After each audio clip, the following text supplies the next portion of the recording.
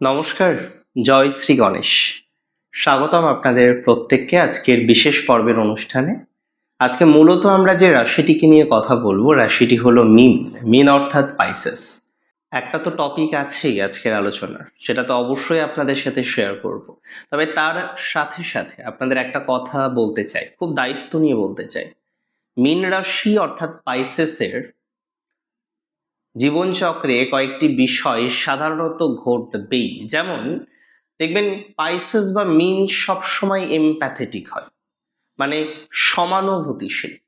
আজকে কারোর সাথে কথা বলছে, সে যদি কষ্টে থাকে, পাইসেস অনেক সময় আমি দেখেছি সেই কষ্টটাকে নিজের মনে করে নিতে পারে। পাইসেসের এতটাই পজিটিভিটি ইউজুয়ালি থাকে। মীন রাশির জাতক জাতিকাদের সাপেক্ষে মঙ্গল তার অবস্থান, মঙ্গল তার দৃষ্টি, এবং অবশ্যই মঙ্গলের দৃষ্টি কেতুর উপরে, এই ইম্প্যাক্ট অসম্ভব বেশি। অনেকে বলতে পারেন, দাদা কি কি হবে, একদম পরিষ্কার কি বলবেন? না, আমি আজকে পরিষ্কার পরিচ্ছন্ন ভাবেই বলবো। মীন হচ্ছে বৃহস্পতির রাশি। দেবগুরু বৃহস্পতি মিনের লর্ড, মিনের স্বামী। সেই বৃহস্পতি এখন এক্সাল্টেড, তুঙ্গ। এটা মিনের জন্য নিশ্চিতভাবে ভালো নিউজ বা নিশ্চিতভাবে ভালো খবর। কিন্তু কথা হলো, মীন রাশির দ্বিতীয় পতি হচ্ছেন মঙ্গল। দ্বিতীয় থেকে শুধুমাত্র কি কি দেখি আমরা? অনেক কিছু দেখি, তবে মূলত বাণী, অর্থ, আর্থিক অ্যাকুমুলেশন, পরিবার বৃদ্ধি ইত্যাদি বিষয় আমরা কিন্তু সেকেন্ড হাউস থেকে দেখি।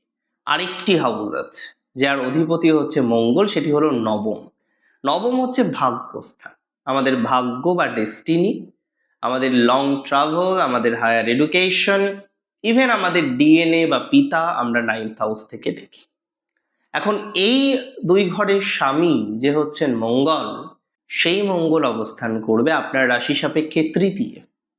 তৃতীয়স্থ মঙ্গলের প্রভাব আপনার জীবনচক্রে কেমন ভাবে আসতে পারে, আজকে মূলত সেটাই আমরা জানার চেষ্টা করব, মূলত সেটাই আমরা বোঝার চেষ্টা করব। তৃতীয়স্থ মঙ্গলের প্রভাবে আপনার লাইফে বেশ কিছু বাস্তবিক পরিবর্তন আসতে চলেছে। আর সবার প্রথমে আমরা বাস্তবিক বিষয়গুলিকে বেশি গুরুত্ব দেব। নাম্বার ওয়ান, আপনার শত্রু দমন হবে। অনেকেই বলতে পারেন, দাদা থাকলো তৃতীয় ঘরে আর বলছেন শত্রু, কেন বলুন তো? কারণটা বলি। দেখুন, তৃতীয়স্থ মঙ্গলের চতুর্থতম দৃষ্টি থাকছে আপনার রাশির ষষ্ঠে, আর ষষ্ঠে আছে কেতু, সেখানে দৃষ্টি দিচ্ছেন মঙ্গল। বহুদিনের পুরনো গুপ্ত শত্রু, যারা একটা সময় আপনাকে তিষ্ঠতে দেয়নি, যারা একটা সময় আপনার যত রকম ভাবে পারে তত রকম ভাবেই ক্ষতি করে গিয়েছে, তারা কিন্তু এবার শায়েস্তা হবে। যে শত্রুগুলো দীর্ঘদিন ধরে আপনার জন্য শুধুমাত্র ক্ষতিই করে গিয়েছে, যে শত্রুরা দীর্ঘদিন ধরে আপনাকে শুধু সমস্যার মধ্যেই ফেলেছে, সেই শত্রু থেকে আপনি অনেকটা রিল্যাক্সেশন পাবেন। গুপ্ত শত্রু মুক্তির সম্ভাবনাটা প্রবলভাবে দেখতে পাচ্ছি। তবে এর সাথে সাথে বলে দিই, শত্রুর মুখোশ কিন্তু খুলে যাবে।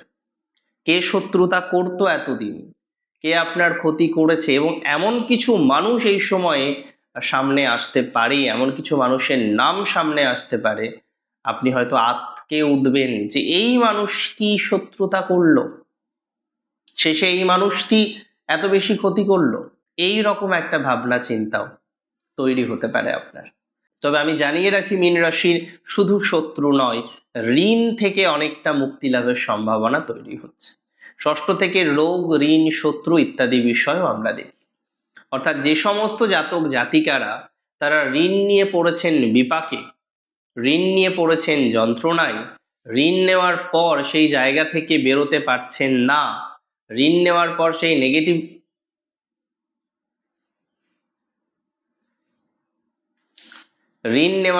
নেগেটিভিটি থেকে বেরোতে পারছেন না, তারা বেরোতে পারবেন। ঋণ মুক্তি হবে আপনার। ঋণ মুক্তির সম্ভাবনা খুব স্ট্রংলি লক্ষ্য করতে পাচ্ছি, এটা নিয়ে আমার কোনো রকম ডাউট নেই। তবে আমি আপনাদের একটা কথা বলতে চাই, এই সঞ্চারের আরো কয়েকটি ইম্প্যাক্ট আছে, যার মধ্যে উল্লেখযোগ্য একটি ইম্প্যাক্টের কথা আমি আপনাদের এবার বলবো। এই সঞ্চারের আরেকটি ইম্প্যাক্ট হচ্ছে আপনার মাতুলের সাথে সম্পর্ক। অনেকের মাতুলের সাথে, মিনের মাতুল মানে মায়ের তুল্য, যান সো যাই হোক, মাতুলের সাথে দেখবেন সম্পর্কের একটা অন অফ ব্যাপার চলছিল। এখনো পর্যন্ত যাদের মাতুলের সাথে ডিস্টারবেন্স চলছে, এখনো পর্যন্ত যারা মাতুলের সাথে খুব সমস্যার মধ্যে আছেন, তারা দেখবেন ইমপ্রুভ করতে পারছেন, তাদের রিলেশনশিপ বা তাদের বন্ডিংটা অনেকটা বেটার হচ্ছে, মাতুলের সাথে কানেকশনটা আপনার অনেকটা বেটার হচ্ছে। ছোটখাটো একটা ঝামেলা তৈরি হয়েছিল, সেই জায়গা থেকে হয়তো কথা কাটাকাটি, সেখান থেকে হয়তো আর কথা বলা হয় না, সেই জায়গায় ইমপ্রুভমেন্টের সম্ভাবনা প্রবল। বাহ্য জগতে এই সঞ্চারের ফাইন্যান্সিয়াল প্রভাবটা অনেক বেশি। ফাইন্যান্সিয়াল ক্ষেত্রে কোনো তৃতীয় সূত্র ইনকামের তৈরি হওয়ার সংযোগ আছে, কিছু ইনকামের নতুন সম্ভাবনার জায়গা আমরা দেখতে পারবো, ইনকাম বাড়বে বলে আমি অন্ততপক্ষে মনে করছি। একাধিক বিষয়ে অর্থনৈতিক উন্নতির সংযোগ আমি লক্ষ্য করতে পারছি। একাধিক বিষয়ে আপনার আর্থিক যে বাতাবরণ, আর্থিক যে ভাইবস, সেটা কিন্তু এবার একটু ভালো দিকেই আসবে।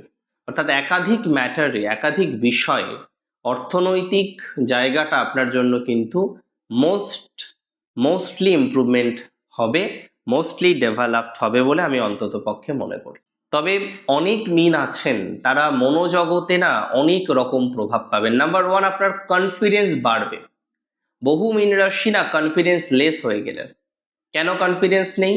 এমনিতেই একাকিত্বে ভোগেন, তারপরে কনফিডেন্সটাও কম। একটা কাজে বা একটা প্রজেক্টে হাত দেবেন, যতবার হাত দিতে যাচ্ছেন ততবার যেন কনফিডেন্সের অভাব আপনি ফেস করছেন। আমি বলে দিই, যে সমস্ত মীন রাশির জাতক জাতিকারা কনফিডেন্সের অভাব ফেস করছেন, ল্যাক অফ কনফিডেন্স, বারবার কনফিডেন্স আপনি হারাচ্ছেন, তারা পজিটিভ ভাইবস পাবেন। কনফিডেন্স বৃদ্ধির মতো সংযোগ দেখতে পাচ্ছি। একাধিক বিষয় একাধিকভাবে আপনার কনফিডেন্স বাড়বে, এটা দায়িত্ব নিয়ে বলতে পারি। মঙ্গলের প্রভাবে কনফিডেন্স বৃদ্ধির চূড়ান্ত সম্ভাবনা রয়েছে, এবং যে সমস্ত বিষয়ে আপনি মোটেই সাহস দেখাতে পারছিলেন না, সততা থাকলেও সৎ সাহস দেখাতে পারছিলেন না, সেই সকল বিষয়ে সৎ সাহস আপনি কিন্তু দেখাতে পারবেন। সেই সকল বিষয়ে সৎ সাহস দেখানোর মতো ক্যাপাসিটি আপনার জীবনচক্রে তৈরি হবে। এটা খুব দায়িত্ব নিয়ে কনফিডেন্সের সাথে আপনাকে আমি বলতে পারি। মীন রাশির জাতক জাতিকাদের মধ্যে অনেকেই আছেন যারা প্র্যাকটিক্যালি না খুব কনফিউজড। এই সঞ্চার আপনার কনফিডেন্স দেবে, তবে অতিরিক্ত কনফিডেন্স হঠকারী ডিসিশনের জন্ম দেয়। কনফিডেন্স ইজ গুড, বাট অতিরিক্ত কনফিডেন্স ইজ নট। সো এটা একটু খেয়াল রেখে আপনাকে চলতে হবে। অতিরিক্ত কনফিডেন্সকে আমরা প্রাধান্য দিলেও সমস্যা, তো সেটাকে একটু বুঝে নিয়ে কন্টিনিউ করার চেষ্টা আমাদেরকে কিন্তু করতে হবে। তবে এই সময় আবেগ প্রবণতা আপনার বাড়তে পারে, কনফিডেন্স বাড়বে, আবেগ প্রবণতাও বাড়বে। তিনটে নক্ষত্র সেম ফল পেতে পারে না। নক্ষত্র পূর্ব ভাদ্রপদ এই সঞ্চারে সর্বাধিক লাভবান হবেন। আপনার প্রফেশনাল লাইফটা একটু স্টেবল হবে, এবং কোনো একটা ট্রান্সফার বা পরিবর্তন বা লোকেশন চেঞ্জের মাধ্যমে এই স্টেবিলিটিটা পূর্ব ভাদ্রপদ পাবে। পূর্ব ভাদ্রপদ ফাইন্যান্সিয়ালি এই ট্রানজিটের ভালো একটা প্রভাব পেতে চলেছেন। পূর্ব ভাদ্রপদ দূর ভ্রমণের কিছু সংযোগ লক্ষ্য করতে পারবেন। পূর্ব ভাদ্রপদর মেডিকেল প্রফেশনে যারা আছেন তাদের জন্য সময়টা বেশ ভালো। তবে নক্ষত্র যাদের উত্তর ভাদ্রপদ, তাদের এই সঞ্চারে একটু বাধা আসতে পারে। ইনিশিয়ালি অতিরিক্ত কনফিডেন্স, ওভার কনফিডেন্স, এগুলো আপনার মনের মধ্যে একটু বাধার জন্ম দিতে পারে। একাধিক বিষয়ে অগ্রগতির ক্ষেত্রে বাধা একাধিকবার পাওয়ার মতো সংযোগ আমরা লক্ষ্য করতে পারবো। বারবার বাধা পাওয়ার মতো অবকাশ আপনার জীবনচক্রে তৈরি হতে পারে, এবং এটি কিন্তু খুব ইম্পর্টেন্ট। একাধিকবার বাধা আপনার জীবনে আসার চূড়ান্ত সম্ভাবনা আমি কিন্তু লক্ষ্য করতে পারছি। একাধিকবার বাধা প্রাপ্তির চূড়ান্ত সম্ভাবনা আমি কিন্তু লক্ষ্য করতে পারছি। এটা নিয়ে আমার কোনো রকম ডাউট নেই। একাধিকবার বাধা প্রাপ্তির সম্ভাবনা আপনার জীবনচক্রে লক্ষ্য করতে পারছি, এটা নিয়ে আমার কিন্তু কোনো রকম সন্দেহ নেই। আরেকটা কথা আমি আপনাদের বলতে চাই, নক্ষত্র রেবতীর ক্ষেত্রে, রেবতী এই ট্রানজিটে দেখবেন কিছু টক্সিক পিপল থেকে দূরে চলে আসছেন। রেবতীর ফাইন্যান্সের জায়গা নিয়ে খুব অসুবিধা হবে না। মেন্টাল প্রেশার হালকা থাকতে পারে, দ্যাট ক্যান বি ম্যানেজেবল। সেটা নিয়ে খুব চিন্তা বা দুর্ভাবনার কোনো রকম সুযোগ নেই। অনেক ভালো থাকুন আপনারা প্রত্যেকে, সুস্থ থাকুন, স্বাভাবিক থাকুন, সুন্দর থাকুন। জয় শ্রী গণেশ।